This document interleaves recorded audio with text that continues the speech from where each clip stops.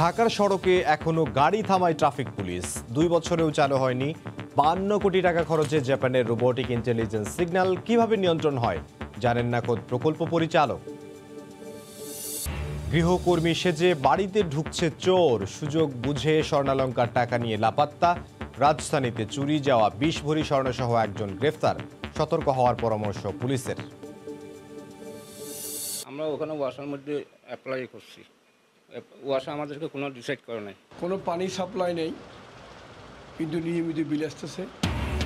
চট্টগ্রামে ওয়াসার ভুতুড়ে বিল, পানি ব্যবহার না করেও গ্রাহককে গুনতে হচ্ছে হাজার হাজার টাকা। অনিয়ম বন্ধে বসানো হয়েছে 10,000 ডিজিটাল মিটার।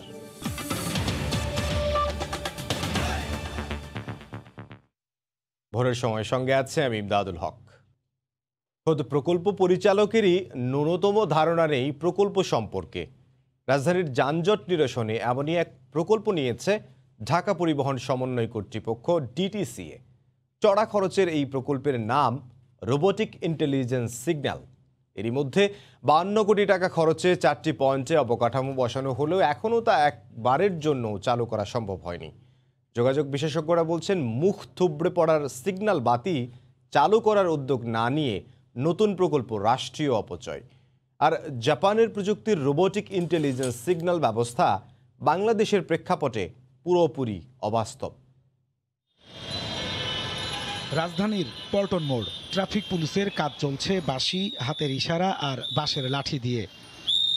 অথচ 2 বছর আগে 52 কোটি টাকা খরচ করে এই শহরে বসানো হয়েছে অত্যাধুনিক প্রযুক্তির রোবোটিক ইন্টেলিজেন্স সিগন্যাল। জাপানি প্রযুক্তির এই পদ্ধতি চারদিকের 300 মিটার দূরত্বের গাড়ির সংখ্যা নির্ণয় করে নিজেই স্বয়ংক্রিয়ভাবে কাজ করতে পারে। তবে এখনও রোবটের মতোই দাঁড়িয়ে আছে। কিভাবে এটাকে কাজে লাগাতে হবে তার কোনো ধারণাই নেই কর্তৃপক্ষের। সিগন্যাল লাইটগুলো আপাতত চলতেছে না, যতটুকু পারি হাত দিয়ে বা সিগন্যাল মেনটেন করি। আমাদের কত লোক অ্যাক্সিডেন্ট হয়েছে, তারপরে পঙ্গু হয়ে গেছে। পল্টনের পাশাপাশি গুলশান 1, গুলিস্তান ও মহাখালী এই 4 ইন্টারসেকশনে বসানো হয়েছে এই প্রযুক্তি। প্রকল্প পরিচালকের কাছে প্রশ্ন ছিল, কিভাবে নিয়ন্ত্রণ হয় এই অত্যাধুনিক সিগন্যাল সিস্টেম। আমি নিতে ব্যক্তিগতভাবে এই ধরনের কোনো ট্রেনিং বা এই ধরনের কোনো ওয়ার্কশপ বা তারা কিভাবে ব্যবহার করে এই ব্যাপারে আমার কোনো ট্রেনিং করা হয়নি বা যাওয়া হয়নি, দেখা হয়নি। যোগাযোগ বিশেষজ্ঞরা বলছেন, জাপানের জন্য বানানো এই প্রযুক্তি বাংলাদেশে অচল। ঢাকার রাস্তা, গাড়ির ধরন ও ট্রাফিক ব্যবস্থাপনায় এটা পুরোপুরি অবাস্তব। আমাদের না আছে লেন, না আছে অল মোটরাইজ, সাথে নন মোটরাইজও আছে। যারা এটাকে প্রস্তাব করেছেন তারা নিজেরাও কোনোদিন সিগন্যাল ডিজাইন করেননি, সিগন্যালের জন্য কি দরকার হয় তাও জানেননি। এই পদ্ধতি কার্যকরের পূর্ব শর্তগুলো ঢাকায় বাস্তবায়ন সম্ভব নয় জানিয়ে যোগাযোগ বিশেষজ্ঞরা বলছেন, এটি অযথা টাকা খরচের একটি প্রকল্প। তবে প্রকল্প পরিচালকের দাবি ভিন্ন। এই ধরনের উন্নত প্রযুক্তি নির্ভর ইন্টেলিজেন্ট বুদ্ধিদীপ্ত সিগন্যালের পূর্ব শর্তগুলি ঢাকায় নাই। সবাই মিলেই প্রকল্পটা করছে ডিটিসি এর সঙ্গে আর কি। এখন আমাদের জন্য যদি কোনো রকম অ্যাডজাস্টমেন্টের প্রয়োজন হয় আমরা সবাই মিলেই করবো আর কি। এই 4 স্থানে সমীক্ষা প্রকল্প সফল হলে রাজধানীর প্রায় 1.5 শতাধিক ইন্টারসেকশনে রোবোটিক ইন্টেলিজেন্স সিগন্যাল চালুর পরিকল্পনা রয়েছে ঢাকা পরিবহন সমন্বয় কর্তৃপক্ষের। 2012 সাল থেকে যানজট নিরসনে 3টি প্রকল্প নেওয়া হলেও একটিরও সুফল মেলেনি। যোগাযোগ বিশেষজ্ঞরা বলছেন, প্রকল্পগুলো বাংলাদেশের প্রেক্ষাপটে বাস্তবসম্মত না হওয়ায় সেগুলো এখন উল্টো যানজটের অন্যতম কারণ হয়ে দাঁড়িয়েছে। নাজমুস সালেহী, সময় সংবাদ, ঢাকা। করোনাকালে প্রায় 2 বছর পেরিয়ে কাল শুরু হচ্ছে ঢাকা বিশ্ববিদ্যালয়ে ভর্তি যুদ্ধ। এবারই প্রথম ঢাকার বাইরে 7টি বিভাগীয় শহরে একযোগে হবে ভর্তি পরীক্ষা। এক আসনের জন্য লড়বেন 46 জন। মফস্বল থেকে আসা শিক্ষার্থীদের কথা মাথায় রেখে সময়সূচিতেও আনা হয়েছে পরিবর্তন। আর ডিজিটাল জালিয়াতি রোধে জিরো টলারেন্সের কথা জানিয়েছে বিশ্ববিদ্যালয় প্রশাসন। করোনার সংক্রমণে কেটে গেছে প্রায় 1.5 বছর। এই সময়ে বন্ধ ছিল বিশ্ববিদ্যালয়ের সকল কার্যক্রম, যদিও মাঝে অনলাইনে হয়েছে ক্লাস ও পরীক্ষা। তবে 1 অক্টোবর ভর্তি পরীক্ষার মাধ্যমে সশরীরে শুরু হচ্ছে ঢাকা বিশ্ববিদ্যালয়ের শিক্ষা কার্যক্রম। আগামী 1 অক্টোবর বিজ্ঞান অনুষদের ক ইউনিটের পরীক্ষার মধ্য দিয়ে শুরু হবে 2020-21 শিক্ষাবর্ষে স্নাতক সম্মান প্রথম বর্ষের ভর্তি পরীক্ষা। 2 অক্টোবর কলা অনুষদের খ ইউনিট, 9 অক্টোবর চারুকলার চ ইউনিট, 22 অক্টোবর ব্যবসায় শিক্ষার গ ইউনিট এবং 23 অক্টোবর অনুষ্ঠিত হবে সামাজিক বিজ্ঞান অনুষদভুক্ত ঘ ইউনিটের ভর্তি পরীক্ষা। শিক্ষার্থীরা যেন পরীক্ষার দিন সকালে জেলা ও মফস্বল থেকে এসেও ভর্তি পরীক্ষায় অংশগ্রহণ করতে পারে, সেজন্য প্রতিটি পরীক্ষা শুরু হবে বেলা 11টা থেকে। 11টায় করার উদ্দেশ্য হলো যে যাতে যেহেতু বিভাগীয় শহরে যাবে, আশপাশ থেকে আসবে, সুতরাং সকালে যাতে রওনা হয়ে পরীক্ষা কেন্দ্রে যথাসময়ে উপস্থিত হতে পারে। তো সে কারণে 11টায় সময়টা নির্ধারণ করা হয়েছে। পরীক্ষার সময়কাল হলো 1.5 ঘন্টা। এবারই প্রথম ঢাকার বাইরে 7 বিভাগীয় শহরে অনুষ্ঠিত হবে পরীক্ষা। সংশ্লিষ্ট বিভাগের সবচেয়ে বড় বিশ্ববিদ্যালয়কেই কেন্দ্র হিসাবে বেছে নেওয়া হয়েছে। তবে ঢাকার বাইরে কেন্দ্র থাকায় জালিয়াতি রোধে গোয়েন্দা নজরদারি সহ কঠোর ব্যবস্থা নেওয়ার কথা বলছে প্রশাসন। তথ্য উপাত্ত এগুলোর আদান প্রদানের মাধ্যমে যাতে দ্রুত যে কোনো অপরাধী চক্র, যে কোনো ধরনের অসাধু চক্র, জালিয়াতি চক্রের হোতা, তাদেরকে দ্রুত শনাক্ত করা যায়। ভর্তি পরীক্ষার মোট নম্বর থাকছে 120, 60 নম্বরের এমসিকিউ এবং 40 নম্বরের লিখিত পরীক্ষা হবে। আর এসএসসি ও এইচএসসির ফলাফলের উপর থাকছে 20 নম্বর। শাকির আহমেদ, সময় সংবাদ, ঢাকা। ঢাকা বিশ্ববিদ্যালয়ের ভর্তি পরীক্ষার কেন্দ্র হবে রাজশাহী বিশ্ববিদ্যালয়েও। আর 4 অক্টোবর শুরু হচ্ছে বিশ্ববিদ্যালয়টির নিজস্ব ভর্তি পরীক্ষাও। তবে এবার হলে থাকার সুযোগ না থাকায় আবাসন সংকটে বিপাকে পড়েছেন হাজার হাজার পরীক্ষার্থী। এ অবস্থায় মেস মালিকদের এগিয়ে আসার অনুরোধ জানিয়েছে বিশ্ববিদ্যালয় কর্তৃপক্ষ। আব্দুস সালামের তোলা ছবিতে সাইফুর রহমান রকি জানাচ্ছেন বিস্তারিত। রাজশাহী বিশ্ববিদ্যালয়ে 2020-21 শিক্ষাবর্ষের 3 দিনব্যাপী ভর্তি পরীক্ষা আগামী 4 অক্টোবর থেকে শুরু হবে। এবছর 3টি ইউনিটে প্রায় 1,28,000 ভর্তিচ্ছু শিক্ষার্থী পরীক্ষায় অংশ নিবে। 59টি বিভাগে মোট আসন সংখ্যা 5,000। এছাড়া 1, 2, 9, 22 ও 23 অক্টোবর ঢাকা বিশ্ববিদ্যালয়ের ভর্তি পরীক্ষাও অনুষ্ঠিত হবে রাজশাহী বিশ্ববিদ্যালয়ে। এখানেও বিভাগের 30,000 পরীক্ষার্থী রয়েছে। প্রতি বছর ভর্তিচ্ছু শিক্ষার্থী ও অভিভাবকেরা হলের ভেতরে বিভিন্ন স্থানে থাকার সুযোগ পেলেও করোনার কারণে এবার হল বন্ধ রাখায় শুধু ছাত্রীরাই সেই সুযোগ পাবে।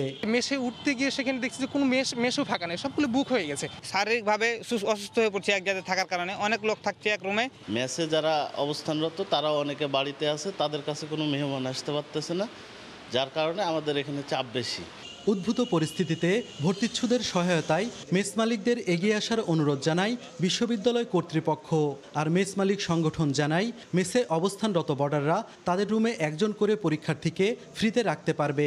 60 to 70% যারা আসবেন তাদের গার্ডিয়ান সহ হয়তো আমরা প্রশাসনের সহায়তায় তাদেরকে আমরা সহযোগিতা দিতে পারবো।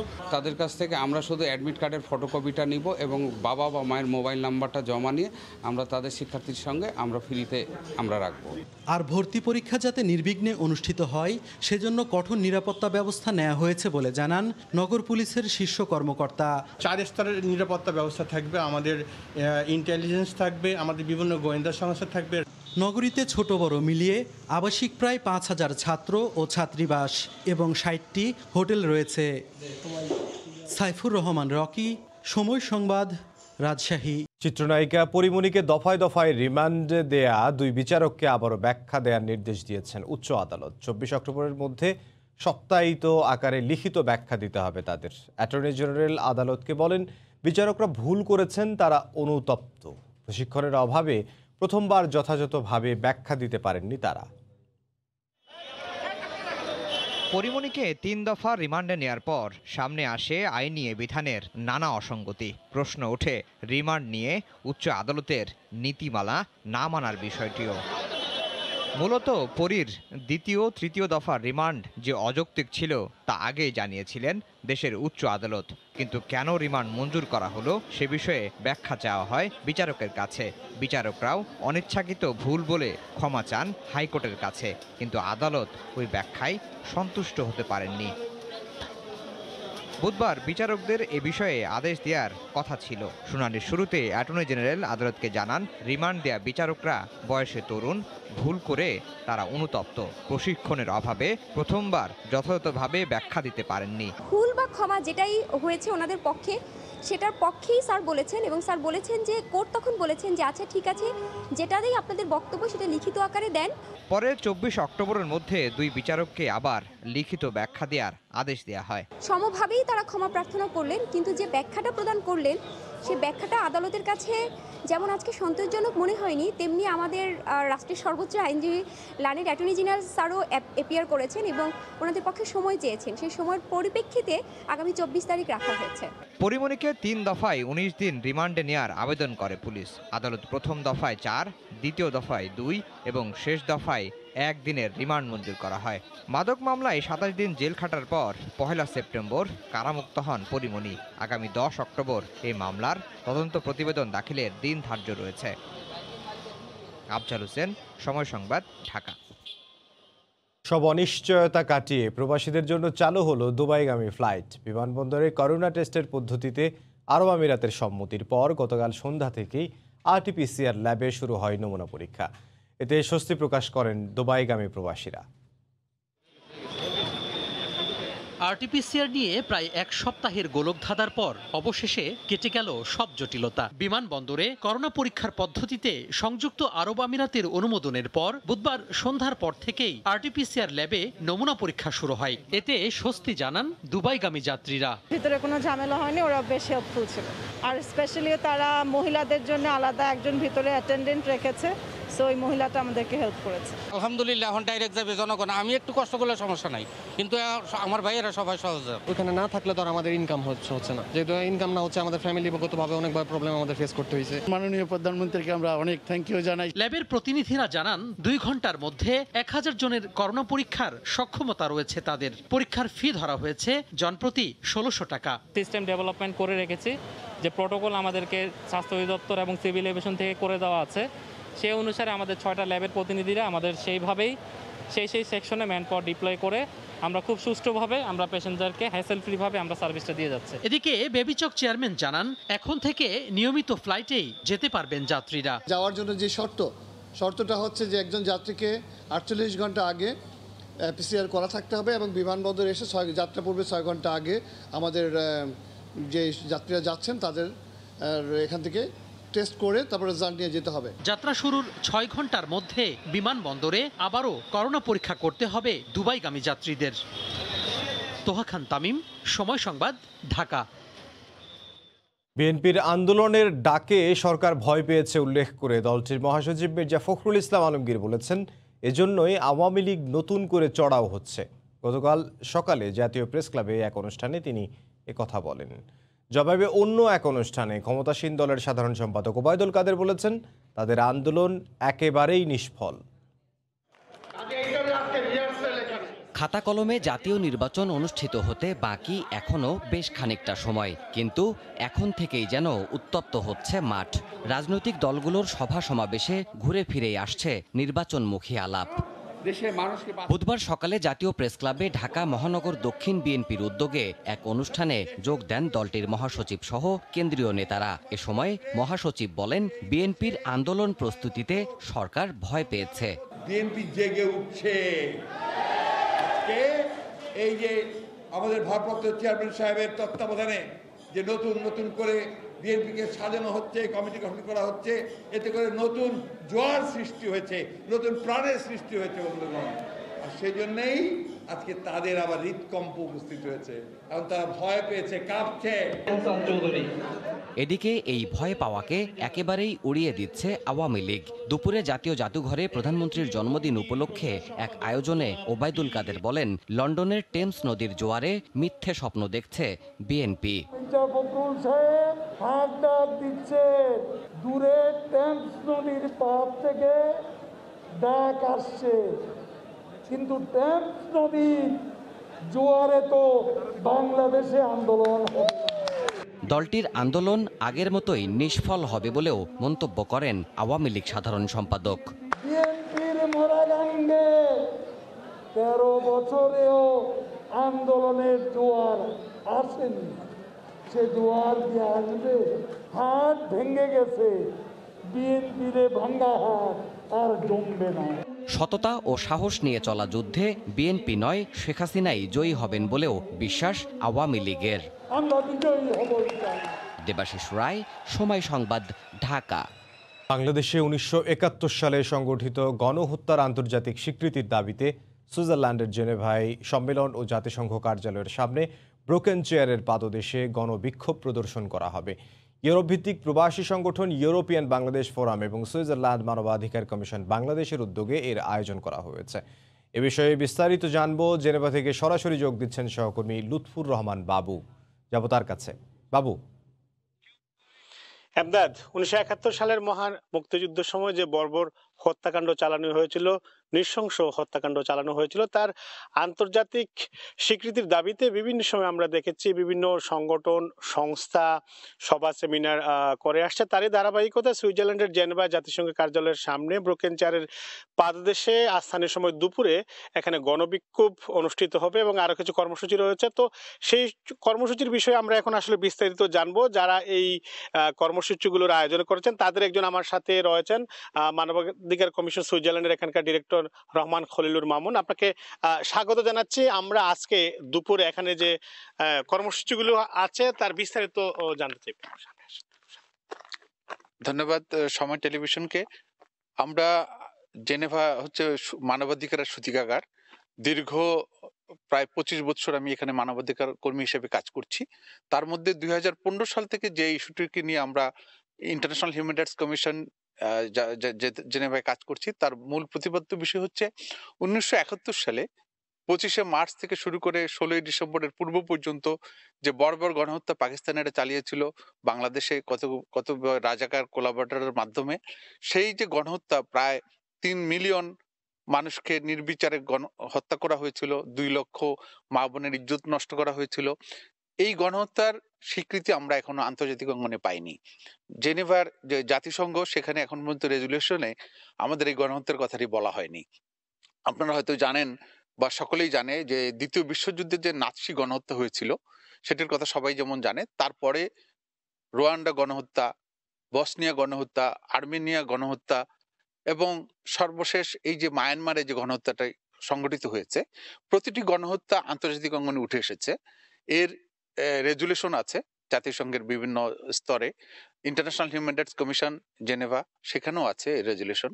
কিন্তু অত্যন্ত দুঃখের বিষয়, দ্বিতীয় বিশ্বযুদ্ধের পরে সবচেয়ে বেশি জঘন্য, সবচেয়ে বেশি স্ট্যাটিক্স দিক থেকে ভয়াবহ গণহত্যা হচ্ছে বাংলাদেশে 1971 সালে পূর্ব পাকিস্তানি দ্বারা। সেই গণহত্যাটি পূর্ব পাকিস্তানের সেই শাসক চক্র দাবিয়ে রাখছে যে আমরা আন্তর্জাতিক অঙ্গনে সেই গণহত্যার এখনো স্বীকৃতি পাইনি। এটি 2015 সাল থেকে। আমি রহমান খলিলুর মামুন, আমি জেনেভা মানবাধিকার কমিশনের। আপনি যদি এখানে একটি বিষয় বলেন, আমরা আগেও শুনে আসছিলাম যে এটি যদি স্বীকৃতি আদায় করতে আপনারা সক্ষম হন তাহলে যে ক্ষতিপূরণ আছে সেটিও আদায় করা সম্ভব হবে, এই বিষয়ে যদি বলেন। হ্যাঁ, এটি একটি অত্যন্ত ইতিবাচক প্রশ্ন আপনি করেছেন। সেটি হচ্ছে এই রেজুলেশনটিকে, এই স্বীকৃতির মাধ্যমে পাকিস্তান সরকার আমাদের কাছে অ্যাপোলজি যেতে বাধ্য হবে এবং পাকিস্তানের যে মাথা, তারা যে গণহত্যা করেছে সেটি একটি স্বীকৃত অধ্যায় হবে এবং আমরা পাকিস্তানের কাছ থেকে ক্ষতিপূরণ আদায়ে আন্তর্জাতিক অঙ্গনে সক্ষম হতে পারি। এটি আমাদের একটি প্রধান উদ্দেশ্য। আরেকটি বড় উদ্দেশ্য আছে, 71-এর গণহত্যার স্বীকৃতি আদায়ের মধ্য দিয়ে বিশ্বে বিভিন্ন সময় আর যেন কোনো গণহত্যা না ঘটে, আর কোনো পৈশাচিক ঘটনা যেন না ঘটে, তারই একটি রূপরেখা আমরা চাচ্ছি। সেই লক্ষ্যেই আমরা পৌঁছানোর জন্য এই গণহত্যার স্বীকৃতির জন্য গত 5 বছর আমরা ধারাবাহিকভাবে কাজ করে যাচ্ছি। এখানে যদি আপনি আরেকটি বিষয় বলেন, এই আন্তর্জাতিক স্বীকৃতির ক্ষেত্রে পররাষ্ট্র মন্ত্রণালয়, মুক্তিযুদ্ধ মন্ত্রণালয় কিন্তু খুব গুরুত্বপূর্ণ ভূমিকা রয়েছে। আপনারা তাদের সাথে আসলে কতটুকু যোগাযোগ করছেন বা তাদের কি ভূমিকা আছে এই ক্ষেত্রে? তাৎপর্যপূর্ণ প্রশ্ন করছেন। মুক্তিযুদ্ধ মন্ত্রণালয়ের সাথে এই নিয়ে এখন পর্যন্ত আমাদের যথাযথ আলোচনা হয়নি, তবে পররাষ্ট্রমন্ত্রীর সাথে আমাদের অনেকবার আলোচনা হয়েছে। মাননীয় পররাষ্ট্রমন্ত্রী এবং আমাদের মাননীয় প্রধানমন্ত্রী বিষয়টি অত্যন্ত ইতিবাচক হিসেবে দেখেন। আমরা যখন মাননীয় প্রধানমন্ত্রীর সাথে এই বিষয়টা নিয়ে কথা বলেছি জার্মানির মিউনিকে, তিনি তখন বলেছেন যে তিনি এটি জাতীয়ভাবে স্বীকৃতির ব্যবস্থা করবেন এবং সেটি তিনি করেছেন। পরবর্তীতে মাননীয় পররাষ্ট্রমন্ত্রীর সাথে আমরা গত 2 সপ্তাহ পূর্বে জেনেভায় ওনার সাথে আমরা একটি রাউন্ড টেবিলে বসেছিলাম। মাননীয় মন্ত্রীকে আমরা সমস্ত তথ্যপত্রগুলো তুলে ধরি। মন্ত্রী বিষয়গুলো সমস্ত বিস্তারিত শুনেন এবং তিনি যে বিষয়গুলো আমাদেরকে জোর দিয়ে বলেছেন যে নাগরিক সমাজ থেকে, মানবাধিকার কমিশন থেকে, মানবাধিকার কর্মীদের কাছ থেকে এই দাবিটি যত বেশি সোচ্চার হবে, এই দাবিটি যত বেশি উঠবে, রাষ্ট্র এই দাবির পূরণে অত্যন্ত সচেতনভাবে যাই হোক, আপনাকে ধন্যবাদ। শুনছিলেন যে 71-এ যে নৃশংস গণহত্যা চালানো হয়েছিল তার আন্তর্জাতিক স্বীকৃতি দাবি আদায়ের লক্ষ্যে সুইজারল্যান্ডের জেনেভার জাতিসংঘ কার্যালয়ের সামনে ব্রোকেন চেয়ার পাদদেশে আজকে যে কর্মসূচিগুলো গ্রহণ করা হয়েছে তার বিস্তারিত এখানকার আয়োজকদের একজন ছিলেন, তিনি বলেছেন। এবং তারা বলছেন যে তারা এই আন্তর্জাতিক স্বীকৃতি আদায়ের লক্ষ্যে যে সকল কর্মসূচি নেওয়া প্রয়োজন তার সবটুকু নেবেন। সুইজারল্যান্ডের জেনেভা থেকে এই ছিল এখন পর্যন্ত আমার কাছে সর্বশেষ। লুৎফর রহমান বাবু, সুইজারল্যান্ডের জেনেভা থেকে। লোভনীয় গগনচুম্বী অফার দিয়ে গ্রাহক ও মার্চেন্টদের 400 কোটি টাকা হাতিয়ে নিয়েছে ধামাকা। ই কমার্স প্রতিষ্ঠান এই অনলাইন শপের ছিল না কোনো ট্রেড লাইসেন্স বা ব্যাংক অ্যাকাউন্টও। টঙ্গী থানায় প্রতারণা ও অর্থ আত্মসাতের মামলায় chief operating officer Sirajul Islam Rana সহ 3 জনকে গ্রেফতার করেছে র্যাব। এদিকে ইভ্যালি ও ধামাকা সহ 4 ই কমার্স প্রতিষ্ঠানের সদস্যপদ স্থগিত করেছে ইক্যাব। 2020 সালের অক্টোবর থেকে ইন্টারনেট দুনিয়ায় গ্রাহকদের টার্গেট করে একের পর এক গগনচুম্বী অফার ছাড়ে ধামাকাশপিং.com। কম মূল্যের এসব অফারের ফাঁদে পড়ে হাজার হাজার গ্রাহক। শেষ পর্যন্ত তারা এই শপিং অনলাইনের কাছে খুইয়েছেন লাখ লাখ টাকা। সবশেষ 23 সেপ্টেম্বর টঙ্গীতে এমডি, সিওও সহ 11 জনের বিরুদ্ধে অর্থ আত্মসাৎ ও প্রতারণার মামলা করে একজন ভুক্তভোগী গ্রাহক। এরই প্রেক্ষিতে বুধবার ভোরে রাজধানীর তেজগাঁও এলাকা থেকে ধামাকার সিওও সিরাজুল ইসলাম রানাকে গ্রেপ্তার করে র্যাব। সঙ্গে গ্রেপ্তার হয় একই প্রতিষ্ঠানের ঊর্ধ্বতন 2 কর্মকর্তা। সাপ্লায়ার যারা আছেন বা সেলার যারা আছেন তাদের প্রায় 200 কোটি টাকা বকেয়া হয়েছে। যারা কাস্টমার বা বায়ার তাদের প্রায় 150 কোটি টাকা বকেয়া হয়েছে এবং বিভিন্ন চেক ইস্যু করেছে বিভিন্ন কাস্টমারদের। এটা প্রায় 30 থেকে 40 কোটি টাকার চেক ইস্যু করা হয়েছে। অর্থ সংকটের কারণে গত এপ্রিল থেকে মূলত কোনো ধরনের পণ্যই ডেলিভারি করা হয় নাই। রাজধানীর কারওয়ান বাজারে র্যাবের মিডিয়া সেন্টারে ব্রিফিংয়ে আরও জানানো হয় ধামাকার নেই কোনো ট্রেড লাইসেন্স। ইনভ্যারিয়েন্ট টেলিকম বাংলাদেশের লাইসেন্সে কাজ চালিয়ে আসছিল তারা। ধামাকার 3 লাখ গ্রাহকের মধ্যে প্রায় 50,000 গ্রাহকের বিভিন্ন পণ্য বকেয়া রয়েছে। ধামাকার নামে কোনো ধরনের ব্যাংক অ্যাকাউন্ট নেই বা কিছুই নেই। সেখানে ইনভ্যারিয়েন্ট টেলিকম বাংলাদেশ এদের যে বিভিন্ন অ্যাকাউন্ট, এই সকল অ্যাকাউন্ট ব্যবহার করা হয়েছে। তাদের বক্তব্য অনুযায়ী 750 কোটি টাকার তো ছিল বিভিন্ন অ্যাকাউন্টে, সেখানে বর্তমানে যৎসামান্য টাকা, যেটা 1 লাখেরও কম টাকা তাদের অ্যাকাউন্টে রয়েছে। প্রতিষ্ঠানটির সঙ্গে সম্পর্কিত ব্যক্তিদের 14টি অ্যাকাউন্ট ফ্রিজ করেছে বাংলাদেশ ব্যাংকের financial intelligence bureau. Money laundering তদন্ত করছে সিআইডি। এদিকে ধামাকা, ইভ্যালি সহ 4 ই কমার্স প্রতিষ্ঠানের সদস্যপদ স্থগিত করেছে ইক্যাব। তাজওয়ার মাহমিদ, সময় সংবাদ, ঢাকা। বাসাবাড়িতে গৃহকর্মীর আড়ালে ওঁত পেতে আছে চোর, যাদের টার্গেট স্বর্ণালংকার ও নগদ টাকা। সুযোগ পেলেই মূল্যবান সম্পদ নিয়ে সটকে পড়ছে কেউ কেউ। সম্প্রতি রাজধানীর বেইলি রোডে বহুতল ভবনের একটি অ্যাপার্টমেন্ট থেকে 20 ভরি স্বর্ণালংকার চুরি করে আত্মগোপনে চলে যায় এক গৃহকর্মী। 1 মাস খোঁজাখুঁজির পর চোরাই স্বর্ণসহ তাকে গ্রেফতার করে গোয়েন্দা পুলিশ। বুলবুল রেজা রিপোর্ট। 20 ভরি স্বর্ণালংকার শরীরের মধ্যে লুকিয়ে পালিয়ে যাচ্ছে গৃহকর্মী। রাজধানীর বেইলি রোডের একটি বাসা থেকে আগস্টের 20 তারিখে এভাবেই পালিয়ে যেতে দেখা যায় তাকে। দীর্ঘ সময় কাজের লোককে না পেয়ে খোঁজাখুঁজি শুরু করেন বাড়ির মালিক। আলমারির দরজা খোলা দেখে সন্দেহ হয় তার। খোঁজ নিয়ে দেখা যায় 20 ভরি স্বর্ণালংকার উধাও।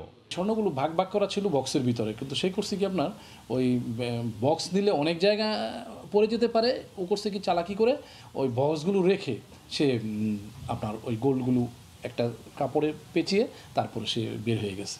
1 মাসের চেষ্টায় রাজধানীর মিরপুর থেকে গ্রেফতার করা হয় গৃহকর্মী শম্পাকে। অক্ষত অবস্থায় তার কাছ থেকে উদ্ধার করা হয় চুরি হওয়া সব অলংকার। পুলিশ বলছে চুরির পর গাজীপুর, কিশোরগঞ্জ ও ঢাকার বিভিন্ন স্থানে আত্মগোপন করেছিল সে। খরচ চালাতে কিছু অলংকার বন্ধক রেখেছিল, কিন্তু কোনো গয়নাই বিক্রি করেনি। এরা অভাবী মানুষ, লোভে পড়েই মূলত আসলে এই চুরিটা করেছে। সে যে মালিকের কাছে যে আবার স্বর্ণ ফেরত দেবে সেই সাহস তার হয়তো ছিল না। আর সে যদি খুব বেশি পেশাদারই হবে তাহলে 1 মাসের ভিতরে স্বর্ণ সে হয়তো অন্য জায়গায় ট্রান্সফার করে ফেলতো বা বিক্রি করে ফেলতো। চুরি ঠেকাতে গৃহকর্মী নিয়োগে সতর্ক হওয়ার পরামর্শ পুলিশের। যখন কাজের লোক বাসায় নিয়োগ দেই তার বিস্তারিত তথ্য আমরা রাখি না। আমাদের কিন্তু নাগরিকদের, মহানগরে যারা বসবাস করে নাগরিকদের ডাটাবেজ রাখার জন্য সেখানে কাজের লোকও অন্তর্ভুক্ত করা আছে। এই ডাটাবেজগুলো থাকলে আমাদের জন্য সুবিধা হয়। এই ডাটাবেজটা রাখা হয় না বা সেখানে তথ্য দেওয়া হয় না। এই তথ্যগুলো সংরক্ষণ রাখা, একই সাথে অপরিচিত কাউকে কাজের লোক হিসেবে নিয়োগ না দেওয়া। রাজধানীতে বাসাবাড়িতে চুরির সঙ্গে গৃহকর্মীদের জড়িত থাকার আরও কয়েকটি ঘটনাও এর আগে উঠে আসে। নিরাপত্তার বিষয়টি। বুলবুল রেজা, সময় সংবাদ, ঢাকা। দেখছেন ভোরের সময়। Regal dressing table, elegant shop design, a perfect lacquer finishing. Regal furniture, furnish your dream. গ্রাহক হয়রানি ও অনিয়ম রোধে ডিজিটাল হচ্ছে চট্টগ্রাম ওয়াসার পানির বিলিং পদ্ধতি। এ ব্যবস্থায় ডিজিটাল প্রযুক্তি সংযুক্ত হলে পানির ভুতুড়ে বিলের খড়গ থেকে মুক্ত হবে চট্টগ্রাম ওয়াসার গ্রাহকরা। পাশাপাশি বন্ধ হবে সিস্টেম লস তথা বাইপাস লাইনের মাধ্যমে পানি চুরিও, এমন দাবি কর্তৃপক্ষের। প্রাথমিকভাবে নগরীর 4টি আবাসিক এলাকায় স্থাপন করা হবে 10,000 AMR মিটার। আশরাফুল আলম মামুনের ক্যামেরায় বিস্তারিত জানাচ্ছেন ফেরদৌস লিপি। ফ্ল্যাটের কোনো বাসিন্দা না থাকার পরও প্রতি মাসে ওয়াসার 15 থেকে 20,000 টাকা ভুতুরে বিল গুনতে হচ্ছে নাজিমুদ্দিনকে, যা 1 বছরে ঠেকেছে 2.5 লাখে। বারবার অভিযোগ করেও শুরু হয়নি হয়রানির। শুধুমাত্র নাজিমুদ্দিন নন, চট্টগ্রাম ওয়াসার বিল নিয়ে এমন অনিয়মের মুখোমুখি হতে হচ্ছে অনেককেই। আমরা ওখানে ওয়াসার মধ্যে অ্যাপ্লাই করছি, ওয়াসা আমাদেরকে কোনো ডিসাইড করে নাই, ওইটা নিয়ে কোনো সংশোধন করে নাই। ওই টাকাগুলো জমা আছে, এখন আমরা কি করবো ওই টাকাগুলো? কোনো পানি সাপ্লাই নেই, কিন্তু নিয়মিত বিল আসতেছে। কোনো পানি সাপ্লাই নেই, দেখতে দেখতে 60,000 টাকার বিল আসলো। 2016 সালে ওয়াসার গড় বিল প্রথা শুরু হওয়ার পর বছরের সংস্থাটির বিল ছিল 43 কোটি টাকা, যা এখন দাঁড়িয়েছে 105 কোটি টাকায়, যার পুরোটাই যায় গ্রাহকের পকেট থেকে। আমি মনে করি এই বাড়তি বকেয়াটা হয়েছে শুধুমাত্র গড় বিলের কারণে, এবং গড় বিল, ভুতুরে বিল সব একই সূত্রে গাঁথা। যুগের পর যুগ চলে আসা এসব অভিযোগ থেকে বেরিয়ে আসতে অটোমেটেড মিটার রিডিং স্থাপনে অটোমেশন প্রকল্প হাতে নিয়েছে চট্টগ্রাম ওয়াসা। যে ডিজিটালাইজ মিটার যেটা দিচ্ছি, তার ফলে হবে কি, মিটারের মধ্যে কেউ হস্তক্ষেপ করতে পারবে না। আমরা মিটারের থেকে সরাসরি রিডিংটা আমরা আমাদের এখানে কম্পিউটার সেকশনে পাবো। তাইলে আমাদের এই যেটা আমরা বলি হিউম্যান এরার বা চুরি বা এটসেট্রা যত কিছুই বলি, গ্রাহক থেকে যে কমপ্লেনগুলো আসে, আমাদের থেকে যে কমপ্লেনগুলো গ্রাহকের কাছে যায়, এগুলো মিনিমাইজ হয়ে যাবে। বর্তমানে চট্টগ্রাম ওয়াসার গ্রাহক প্রায় 73,000, আর বিশাল সংখ্যক গ্রাহকের রিডিং দেখে বিল করে মাত্র 43 জন মিটার ইন্সপেক্টর। বিশেষজ্ঞরা বলছেন শুধুমাত্র ডিজিটালাইজেশনের মাধ্যমে ওয়াসার মতো সংস্থার অনিয়ম দুর্নীতি রোধ করা সম্ভব নয়। এজন্য প্রয়োজন স্বচ্ছতা ও জবাবদিহিতা। কেবলমাত্র তখনই গ্রাহক হয়রানি অনেকাংশে কমিয়ে আনা সম্ভব। ফেরদৌস লিপি, সময় সংবাদ, চট্টগ্রাম। রংপুর নগরীর চক ইসবপুর ডিগ্রি কলেজের মাঠ দখল করে ইটের ব্যবসার অভিযোগ উঠেছে প্রতিষ্ঠানটির সভাপতি ও প্রিন্সিপাল দম্পতির বিরুদ্ধে। কলেজে যাতায়াত ও খেলাধুলা করতে সমস্যায় পড়ছে শিক্ষার্থীরা। তবে দ্রুত ব্যবস্থা গ্রহণের আশ্বাস দিয়েছেন জেলা প্রশাসক। শাকিল মাহমুদের ক্যামেরায় বিস্তারিত রতন সরকারের রিপোর্টে। করোনাকালে বন্ধের পর কলেজ খুললেও শিক্ষক শিক্ষার্থীরা এসে পুরো মাঠ জুড়ে এভাবেই স্তূপে স্তূপে ইট সাজিয়ে রাখতে দেখেন। এতে তাদের যাতায়াত ও খেলাধুলায় সমস্যা হচ্ছে বলে জানান কলেজের সভাপতি ডক্টর জয়নুল আবেদিনের ব্যক্তি মালিকানাধীন ভাটা থেকে ইট চুরি ঠেকাতে তিনি কলেজের মাঠেই ইট রেখে বিক্রি করছেন বলে জানান তারা। বর্তমান রাস্তাটা বন্ধর কারণে আমরা এদিক দিয়ে আমরা যাতায়াত করি। ইটগুলো রাখার জন্য এখানে একটু জায়গা একটু হয়েছে। পরিবেশটা সুরক্ষা রাখতে হবে। সুরক্ষা রাখার জন্য প্রথমত আমাদের ইট সারাইতে হবে। তখন ছুটি বেলা তো খেলাধুলা করে বেড়াই, বেশি জায়গা তো নাই এখানে। কলেজের সম্মানিত সভাপতি স্যারের ভাটা ছিল, ওখানে চুরি হয় আর কি, এই জন্য এখানে কিছুদিনের জন্য রাখছে। কলেজের অধ্যক্ষ মাহবুবা বেগম সভাপতি ডক্টর জয়নুল আবেদিনের স্ত্রী। এ ব্যাপারে যোগাযোগ করা হলে তাদের কাছ থেকে কোনো সদুত্তর মেলেনি। উন্নয়নের বদলে প্রতিষ্ঠানটির মাঠে ইট রাখার সংবাদ করতে যাওয়ায় সাংবাদিকদের সমালোচনা করেন তারা। আরে ইট তো আমি 2 মাসের দামে রাখতেছি, আমি যে এই প্রতিষ্ঠান দিয়ে এতগুলো করলাম, সেগুলোর কোনো দাম নাই। এটা ঠিক না, এটা অবশ্যই দৃষ্টিকোণ। আমি নিজে প্রিন্সিপাল স্বীকার করতেছি, এবং উনি তো গভর্নমেন্ট অনুমোদন সাপেক্ষে রাখছে। অন্য কোনো প্রাঙ্গণ আছে যে প্রাঙ্গণ উনি রাখবেন? এ ব্যাপারে দৃষ্টি আকর্ষণ করা হলে জেলা প্রশাসক বিষয়টি দ্রুত সমাধানের আশ্বাস দেন। উন্নয়নের জন্য না হয় তাহলে তো অন্য কোনো ব্যক্তি মালিকানাধীন বা কারোর ইট রেখে প্রতিষ্ঠানের মাঠ বা একটা জায়গা দখল রাখার কোনো সুযোগ নাই। শিক্ষা অফিসারের মাধ্যমে আমি দ্রুত এটার ব্যবস্থা নেব। চক ইসুফপুর ডিগ্রি কলেজটিতে পড়াশোনা করে 700-র বেশি শিক্ষার্থী। রত্নাকালীর সময়ে ব্রাহ্মণবাড়িয়া আখাউড়া স্থলবন্দরে বেড়েছে ভারতগামী রোগীর সংখ্যা। যাত্রী এবং বন্দর সংশ্লিষ্টরা বলছেন সহজে যাতায়াতের সুবিধা থাকার কারণেই মূলত মেডিকেল যাত্রীদের চাপ বেড়েছে। জুয়েল রহমানের ক্যামেরায় বিস্তারিত উজ্জ্বল চক্রবর্তীর রিপোর্টে। উত্তর পূর্ব ভারতের ত্রিপুরা রাজ্যের পাশে বাংলাদেশের আখাউড়া স্থলবন্দর। এই বন্দর থেকে ইমিগ্রেশনের কার্যক্রম সম্পন্ন করার পর মাত্র পৌনে 1 ঘন্টার মধ্যে যাওয়া যায় ত্রিপুরা বিমানবন্দরে। সেখান থেকে আকাশপথে ভারতের মুম্বাই, কলকাতা, চেন্নাই, বেঙ্গালুরু সহ বিভিন্ন রাজ্যে সহজে যাওয়া যায়, যে কারণে চিকিৎসার জন্য যাতায়াতের ক্ষেত্রে বাংলাদেশের রোগী ও তাদের স্বজনরা এই পথকে বেছে নিচ্ছেন। এদিকটা গেলে আমরা খুবই কাছাকাছি ট্রিটমেন্টটা পাই, সেজন্য এই দিকটা যাওয়া। এটা ইউজ করার কারণ হচ্ছে চিটাং থেকে ট্রেনে ইজিলি আসা যায়, আর্লি মর্নিং আসা যায়, ইজিলি ক্রস করা যায়, ঝামেলাটা কম এই বর্ডারে। খুব সহজেই হ্যাজার্ড ছাড়াই পার হওয়া যায়। এদিক দিয়ে গেলে আমাদের ইজি। হ্যাঁ, বিমানবন্দর আছে, আগরতলা বিমান থেকে আমরা এয়ারে চলে যাব।